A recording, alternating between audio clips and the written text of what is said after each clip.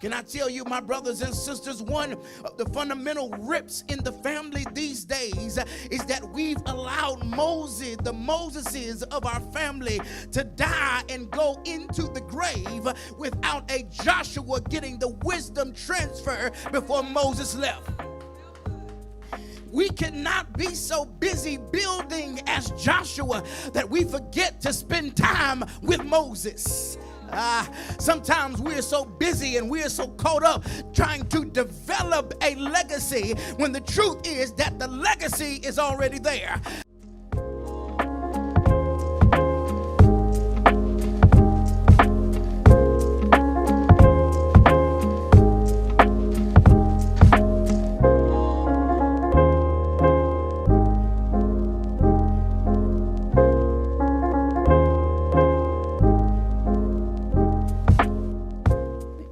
Joshua chapter 24, verse 15 through 18, you'll find these words. And if it seems evil to you, something's going on. It can't be my eyes. If it seems evil to you to serve the Lord, choose for yourself this day whom you will serve. Whether the gods which your fathers served that were on the other side of the river, or the gods of the Amorites, in whose land you dwell. Here it is. This was on my house when I was growing up. But as for me and my house, we will serve the Lord. So the people answered and said, it's in my house now. Far be it from us that we should forsake the Lord to serve other gods. In other words, ain't gonna do it. For the Lord our God is he who brought us and our fathers up out of the land of Egypt from the house of bondage, who did those great signs in our sight and preserved us in all the way that we went and among all the people through whom we passed.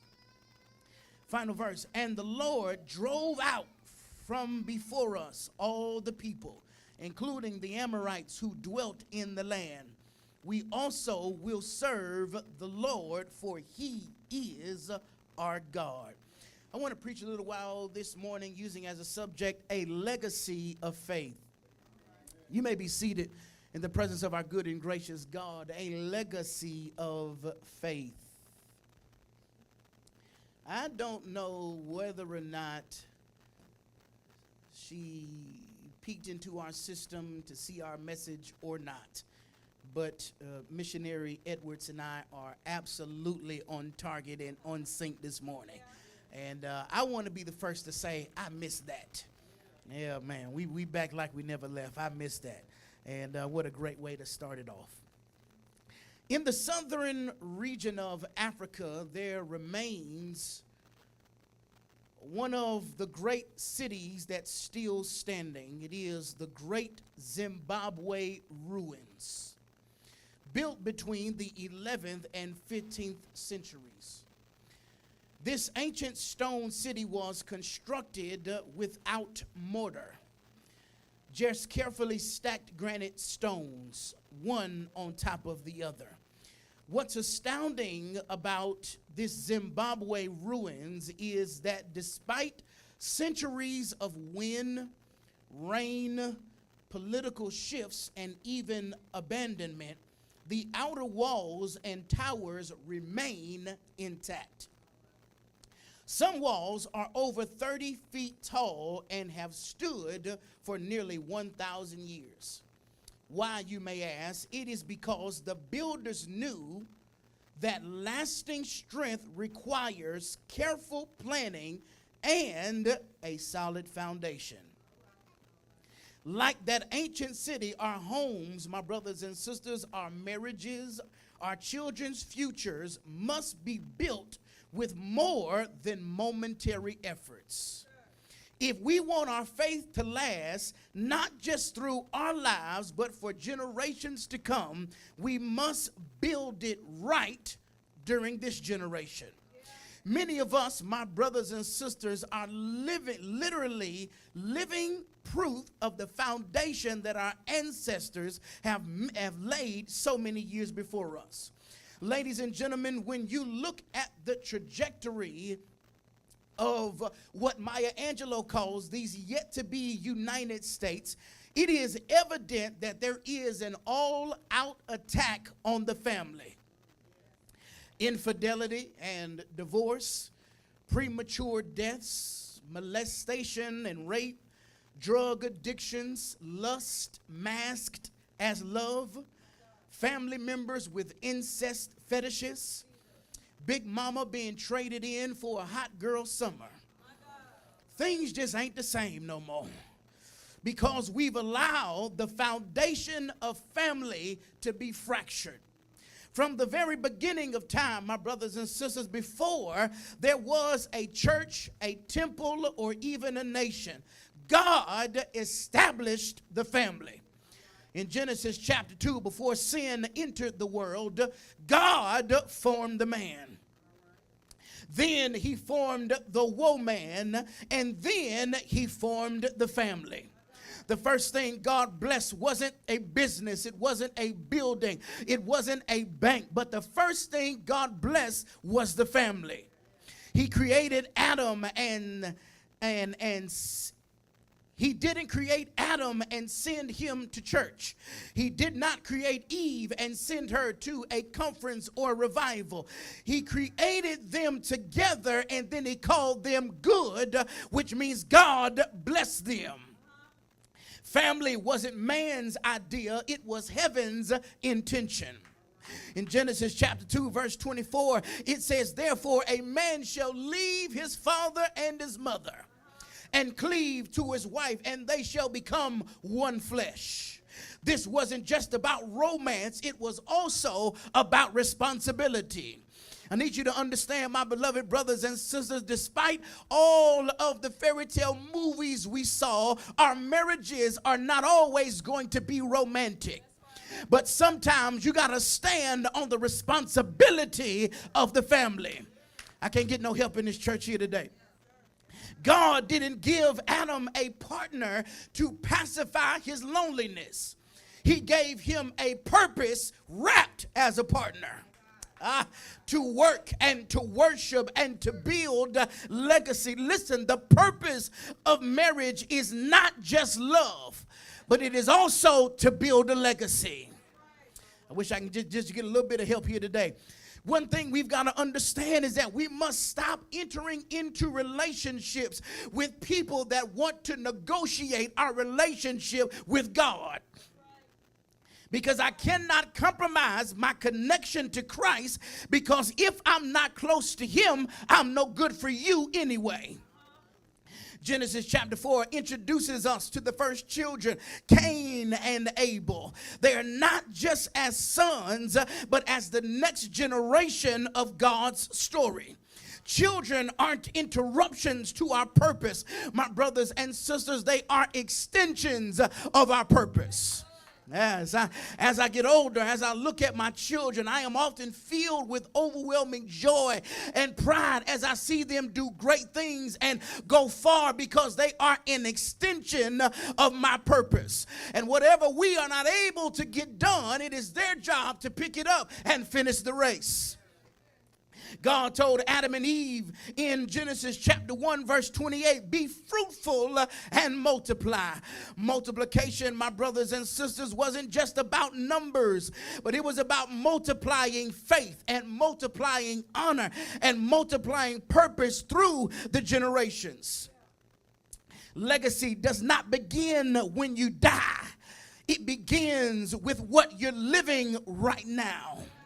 By Genesis chapter 3, ladies and gentlemen, sin now has entered into the world. And immediately the family felt the fracture of sin.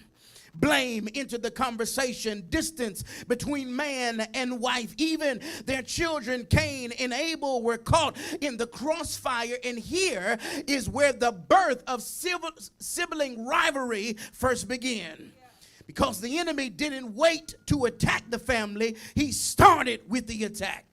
Because if the enemy knows that the enemy knows the power of family, and if he knows the power of family, so should you and I. That's why your family cannot just be built on emotion, but our families must also be built on conviction.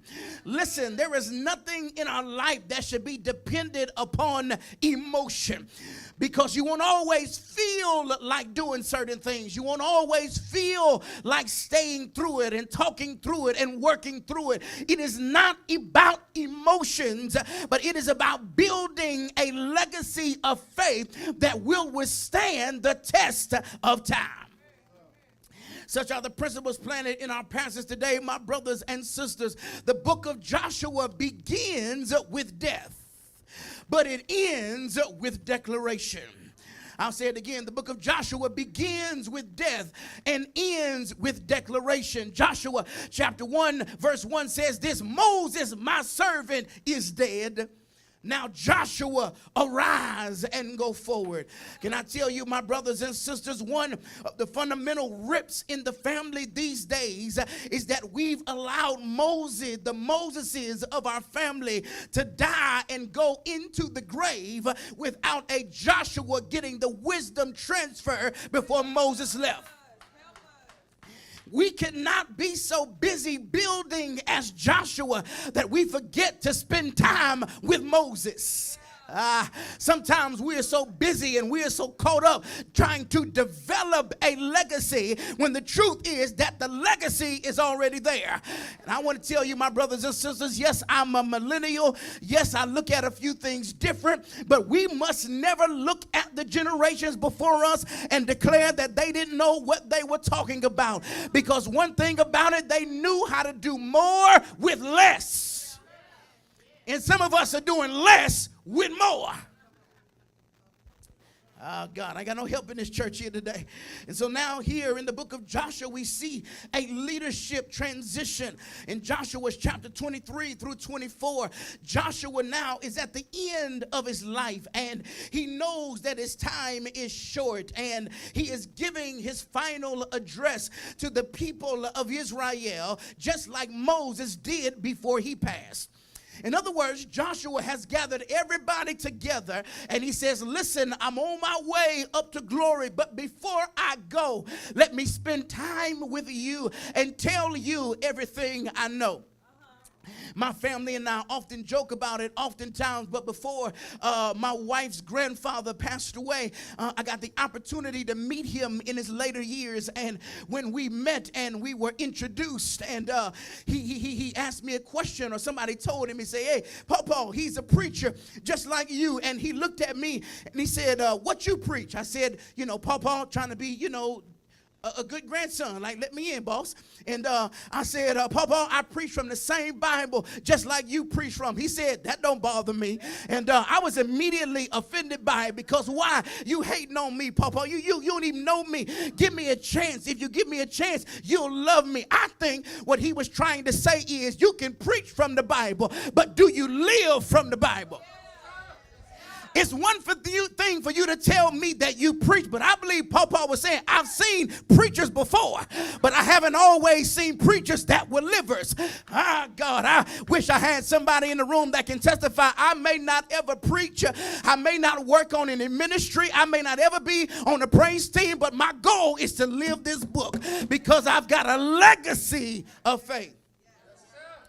Joshua is not just talking about a military leader or some militaristic attack, but now he's speaking as a spiritual father of a nation. His concern is not about battles and borders, but about the spiritual future of the people. He said, before I go, I got to make sure I leave you God.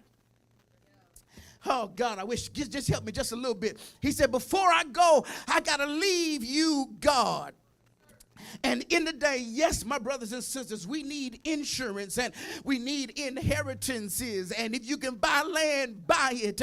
But it don't do them no good if you leave them wealth, but no wisdom. If you leave them goods, but no God. Oh, God. Look at somebody and tell them, don't just leave goods, but leave some God.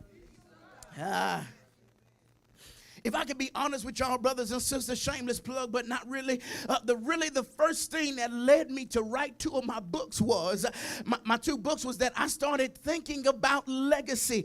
And I wanted to leave something on this earth, Sister Lisa, that when my great-great-grandchildren that never met me, when they read the book, they could say, oh man, my great-granddaddy had some knowledge. He had some wisdom. We've got to leave some wisdom behind, because the way that the world is going, oh my God, do you not know that your children don't use Google? They actually look at TikTok. No, I don't mean scrolling. I mean that when it's something in that, they don't go to Google like we do. They'll search it on TikTok before they go to the internet.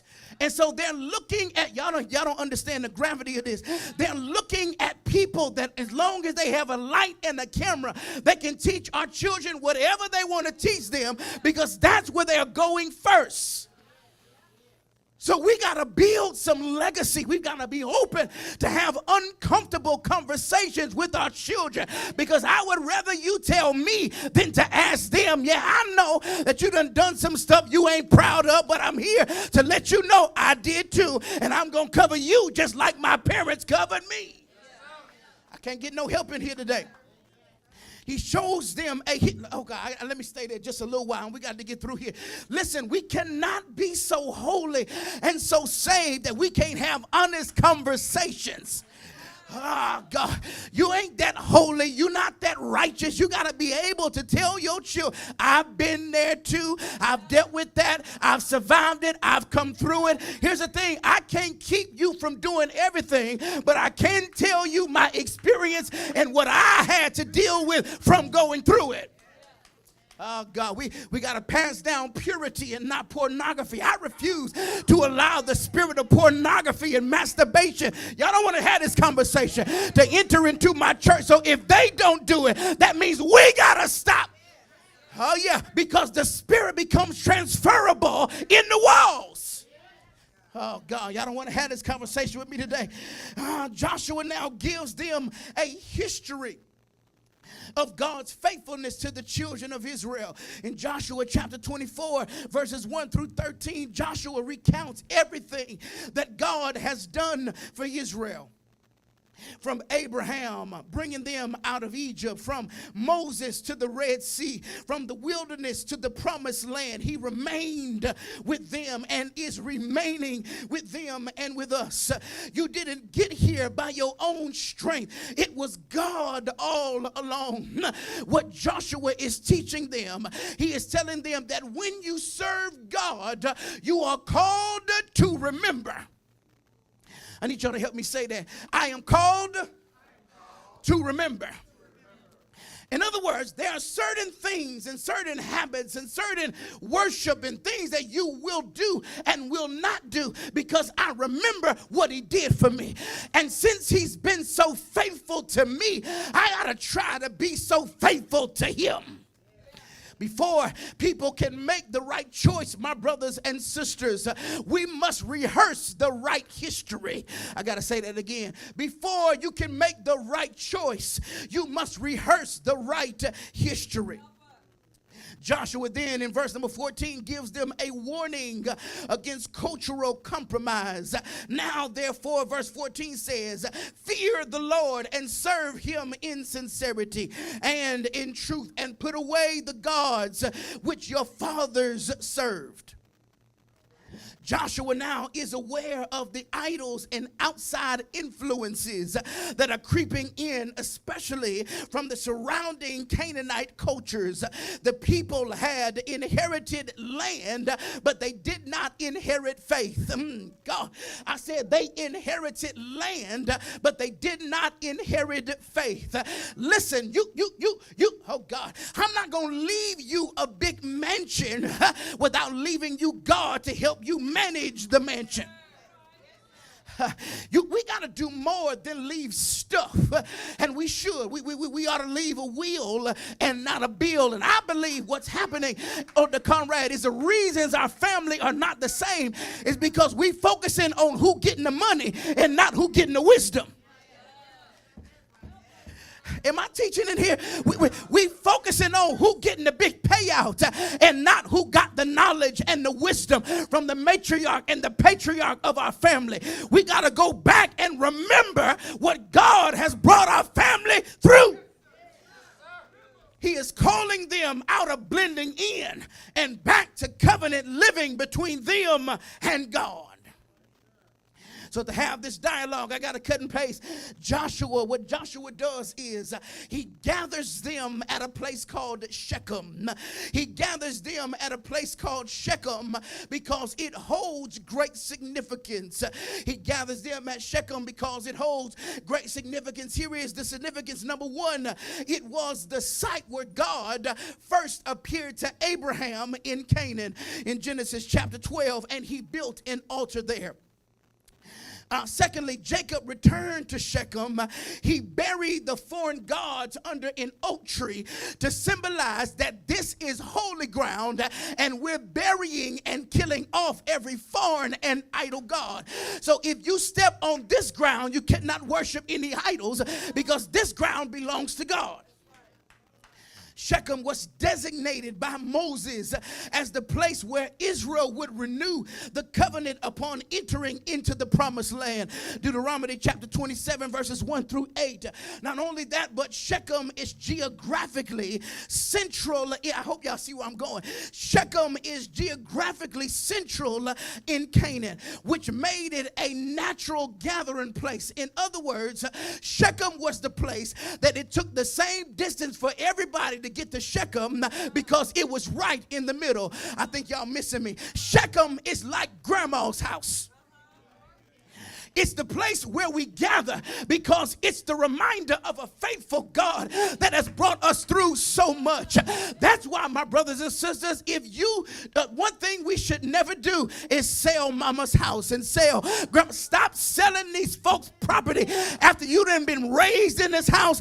You done been survived in this house. Some of y'all done been birthed in the house. There are too many memories in that house for us to be selling it away. I know you may not want to live there, but don't sell the property, because whenever you forget what God has done, then you can go back to the house and remember, this is the place that God proved his faithfulness to me.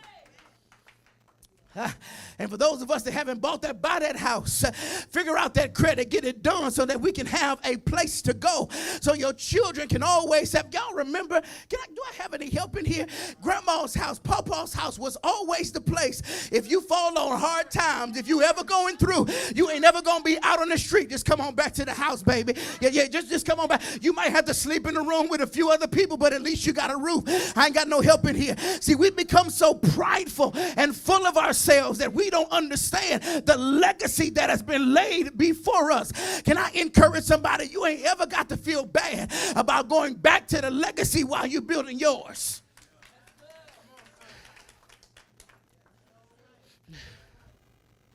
This Shechem was a place of decision. It was a place that was linked to the past. It is a place of purity. This then brings us to our take-home truth. I'm not going to finish this.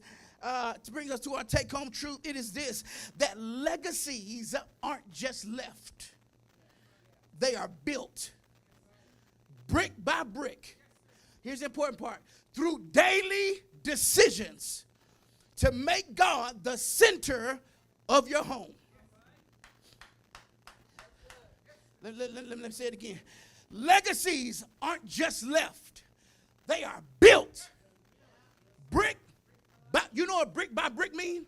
When it get repossessed, that's actually a brick of legacy. Because I'm showing you that if I survived it, you can too. See, we think that all bricks aren't positive, Sister Crystal. Some bricks are negative when we look at it. But in the legacy of it, we'll see that God took me through all of that just for this. Here's my important part, and this is where I'm going next. Through daily decisions. Paul says, I die how often? Daily. This brings us to point number one of our sermon. I'm probably going to have to end it here. Is that if we're going to understand that we're building a legacy of faith, we must have a decided devotion. we must have a decided devotion. Now listen, I sincerely used to believe in the infant stages of my relationship with God that in walking and committing myself to him, he was supposed to keep me from sin. I really believe that. Some of you believe that now. I really believed that because I was trying to live for him, when I wanted to do sin, he was supposed to grab me, take me away from the sin, and move me back to righteousness. So when I would be going on my way, I would pray what you used to pray. Lord, let me turn around. I lost all my help here. Lord, I don't want to do this. I don't want to make me stop. Make me stop. Make me stop. Give me a reason to go back home. Help me, Lord. You got to, no. I used to believe that he was supposed to stop me. And when he didn't stop me, I said, I must not really have a relationship with him. So I couldn't understand how I could be so thirsty for God, but so tempted by sin at the same time. Oh, God, I got no help in here. If I'm walking with you, why not just snatch the desire from me? It is because God is not a God of bully culture. He won't force us to walk in holiness. We must decide to be righteous. Look at somebody, tell them, make the decision. Yeah, it's not in God keeping you. You got to decide. All of us, we have that moment in our mind. We have that thought in our mind. Should I do this or should I not? That is the decision making. It is the cognitive ability that you and I have to make the decision to be delivered from sin. A.W. Tozer says it like this. He says, every man is as close to God as he wants to be. I got to say that again. That's good. He said, every man is as close to God as he wants to be. In other words, if you are not close to God, it is not because he moved. You did. And listen, I don't care how new school I get. I will never move the goalposts of righteousness. Even when it includes my wrongdoing. If I do wrong, it's still wrong. We become too busy trying to fit in our weaknesses, God, into the plan of God. Deliverance, my brothers and sisters, is a decision. It is not magic. It is not mystical. It is not a miracle. It is a decision. This is what Joshua says in the beginning of verse 15. I told you I was too much here of this text. He says, if it seems evil to you to serve the Lord. In other words, he says, that's your choice. He then tells them, but choose ye this day, verse 15, who you will serve. The word choose in the Hebrew, watch this, means to try. So in other words, he says, today, try who you want to serve. Yeah, when grief grips you, and when sin shames you, when bills burden you, when debt drowns you, when silence scars you, when the night numbs you, and when distance depletes you, and when sickness scars you, you got to decide who you going to try. Who will you run to? And I am always amazed at the answers that I hear of going through. Because going through does not mean stay away. Going through means come to and not stay away from. I thought I would have more help in here on that. This refers to Abraham's ancestors and possibly other early patriarchs before God called Abraham into idolatry. He says, are you going to serve the gods on the other side of the river? That means east of the Euphrates River, specifically the region of Mesopotamia where Abraham's family originally lived in Genesis chapter 11. Remember, if you remember that story of Abraham, he says, get away from your kinfolk. He says, go where? Go to a place that I will show you. He told Abraham, there's too much idolatry here. There's too much wickedness here. So in order for me to birth the next generation, you got to get away, oh my God, from this idol worship. That region was known for idol worship, including the worship of false gods like Sin or the moon god or Shamash, which is the sun god. They were worshiping all of these different other gods. And Abraham had to get away so that he could establish a legacy of faith for you and I. You will never know, my brothers and sisters, you will never know the fullness of Christ until you know the emptiness of everything else. I said you will never know the fullness of Christ until you know the emptiness of everything else. The premise is this, is that walking with God means choosing fulfillment over familiarity. And some of us are so comfortable and we're so familiar with where we are that we don't want to step out and do what God is calling us to do. I know I'm on your road right now. Yeah, we become familiar. I don't want to do that. I want to stay comfortable. I don't want to be out front. I don't want to work. I don't want to pray. I don't want to sing. I don't want to do all of that. And what happens is we stray away because we're trying to run away. When the truth is, you cannot outrun the call on your life or the eye of God. Joshua says this, after all of that, he says, as for me and my house, we will serve the Lord. Listen, text tells us, tailored to teach us, whether it's in a tent or a palace or a temple or in a hut, we will serve the Lord. Whether we're in a mansion or a one-bedroom apartment, we will serve the Lord. If we're on the bus, in the car, in the SUV, we will serve the Lord. I wish I had some help in here. There's some of us in the room, we understand that sometimes I am closest to God when I am furthest away from everything else. Because this history of what he has done for my family goes beyond what God has done from his hand. See, many of us are focusing on what God has done from his hand because we can't think about what he did from his heart. God has done more for you than give you stuff. Watch this. He gave you you. You ever stop to think about how grateful you should be that after all you've been through, he still allows you to be you? That all this stuff, sister, all this stuff, missionary Brit, it ain't made you bitter. It ain't made you mad. It ain't made you angry. It ain't made you kill nobody. After all I've been through, I've got plenty of reasons to have gone cuckoo for Cocoa Puffs. So the reason I praise him is because after all that, he still let me be who I am. I could have lost my mind. I should have lost my mind. But he still lets me be me. I don't think we understand the gravity of that. I mean, we done been through surgeries. We done been low. We lost loved ones. Our mind has been depressed. We've been filled with anxiety. We've been left for dead by the people that said they would never leave. They turned their back on us. They wiped us away, scandalized your name, and here you still are. You're standing. I may have tears in my eyes, but I'm still right here. Oh God. I got to get out of here. And so now, brothers and sisters, we must decide to serve him.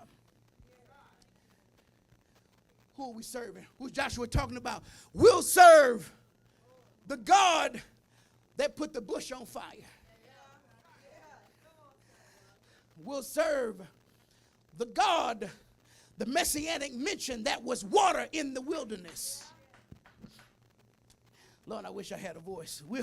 We'll serve the God, watch this, that made dry land in the middle of the sea. Do y'all understand the crossing of the Red Sea? Okay, do you understand the crossing of the Red Sea? I don't teach math. I've never taught math. I will never teach math. If I got to teach math, I'm no longer teaching. But I do have an equation for you. Okay, Here's your equation. Water plus dirt equals mud. It's not super, it's not natural, it's not rocket science, but water plus dirt equals mud. But they walked through on dry land. You want to know why this was significant to the children of Israel and for you and I? If there was still mud at the bottom of the sea, there would have been footprints to find them as they were tracking into a new dimension. But God made it dry so that the enemy couldn't find them. The reason you and I got to build this legacy of faith is so that we can destroy the footprints that are trying to destroy our children and our children's children. Some of our families can't be delivered because we're like Hansel and Gretel. We're leaving crumbs behind. Play softly. I got to stop. We're serving the God that in the wilderness put food on the table from heaven gates by providing manna from on high. I don't have time to finish. We have too much to do today. Point number 2 is a distinct difference.